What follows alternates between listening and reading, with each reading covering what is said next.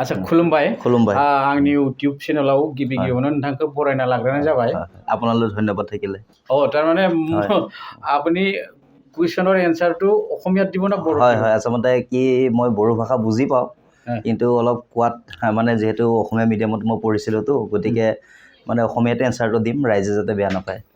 ধন্যবাদ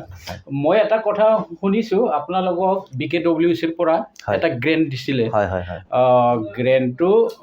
কোনটো ডিপাৰ্টমেণ্টৰ আছিল আৰু কিমান টকা আছিল আৰু কি বুলি কয় কোনজন আমাৰ EMA লাইখুটাটো উদ্বোধন কৰিছিল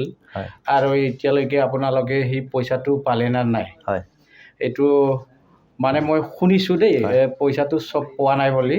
সেইকাৰণে মই আপোনাৰ ওচৰত আহি এইটো প্ৰশ্ন কৰিব লগা হ'ল হয় আপুনি উত্তৰটো দিয়ক আপুনি প্ৰশ্নটো সোধাৰ কাৰণে মই আপোনাক ধন্যবাদ জনালোঁ হয়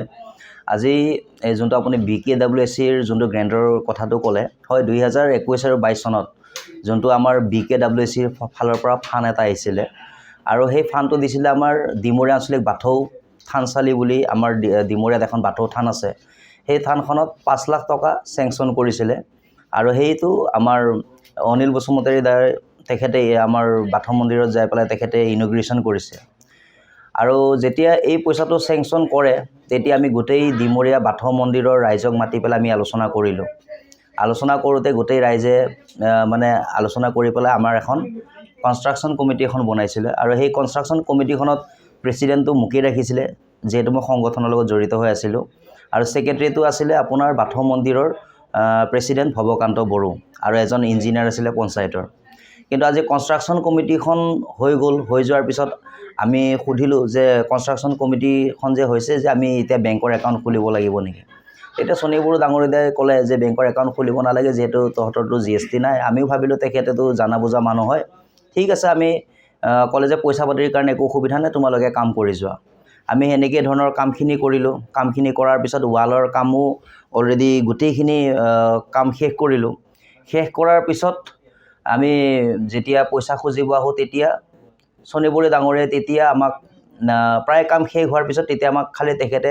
এখন চেকত 1.5 লাখ টকা এটা দিছে চেকটো কাৰ আছিল চেকটো আমাৰ সোণী বড়ো দাৰ আছিলে তাৰ সাইন আছে তেখেতৰ সাইন আছে কিন্তু তাৰ পিছত গৈ থৈ আজি কমপ্লিট হৈ গ'ল গোটেইখিনি কাম শেষ হৈ গ'ল শেষ হৈ যোৱাৰ পিছত আজি ডেটলৈকে দুৰ্ভাগ্যৰ কথা যে আজি ডেটলৈকে আমি ৱালৰ পইচা সম্পূৰ্ণকৈ নাপালোঁ হয় আচ্ছা এই যেহেতু সোণী বড়োই চেকটো দিলে হয় নিশ্চয় পইচাটো তাৰ একাউণ্টত সোমাইছে হয় তাৰ একাউণ্টত সোমাব একাউণ্টত যদি সোমাইছে তেতিয়া আমাৰ মতেদি ৰাইজে ভাবিছে কি পইচাটো সোণী বড়োৰ একাউণ্টত সব সোমাইছে হয় কিন্তু ডিমৰীয়া হয় যোনটো কনষ্ট্ৰাকশ্যন কমিটি সি পইচাটো সবখিনি মোকলাই দিয়া নাই বুলি হয় হয় হয় হয় হয় কথাটো সেনেকেই হয় যে কাৰণ চাওক আজি আমি কনষ্ট্ৰাকশ্যন কমিটি হিচাপে আমি যিমানখিনি জানো যে কনষ্ট্ৰাকশ্যন কমিটিৰ নামত আচলতে একাউণ্ট হ'ব লাগিছিলে কিন্তু তেখেতে ক'লে যে যিহেতু GSTৰ প্ৰব্লেম থাকা বুলি কোৱাৰ কাৰণে তেখেতে যিখিনি কৈছে আমি মানি লৈছোঁ কিন্তু কথাটো হৈ গ'ল কি এতিয়া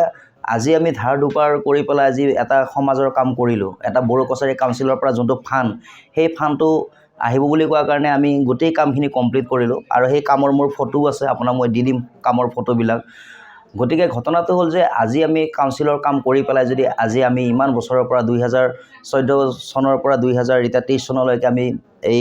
বড়ো কছাৰী কাউন্সিলৰ লগতে আমি জড়িত হৈ আছিলোঁ কিন্তু যদি আমিয়ে যদি আজি আমাৰ নিজৰ সংগঠনৰ ফালৰ পৰা যদি কোনো এটা সহায় সহযোগ নাপাওঁ তেতিয়াহ'লে আমি ৰাইজক কেনেকৈ ধৰণৰ বুজাম গতিকে এইটো এটা দুখৰ কথা আৰু ৰাইজেও এই কথাটো বেয়া পাইছে যে আমি এটা ৱালৰ কাম কৰাৰ পিছতো যদি আমি পইচাখিনি কমপ্লিটলি নাপাওঁ তেতিয়াহ'লে আমি কেনেকৈ ধৰণৰ ৰাইজৰ ওচৰত যাম হয় ঠিক তেনেকুৱা হৈ আছে আচ্ছা মই যিখিনি জানিব বিচাৰিছিলোঁ এইখিনি জানিলোঁ আপুনি কনষ্ট্ৰাকশ্যন এণ্ড আপোনাৰ যোনটো চেক দিয়া হৈছিল সোণী বড়োৰ চাইনেদি সেইটো মোক পঠাই থৈ দিব ঠিক আছে তো এইখিনি জনোৱাৰ বাবে ধন্যবাদ ধন্যবাদ নমস্কাৰ ধন্যবাদ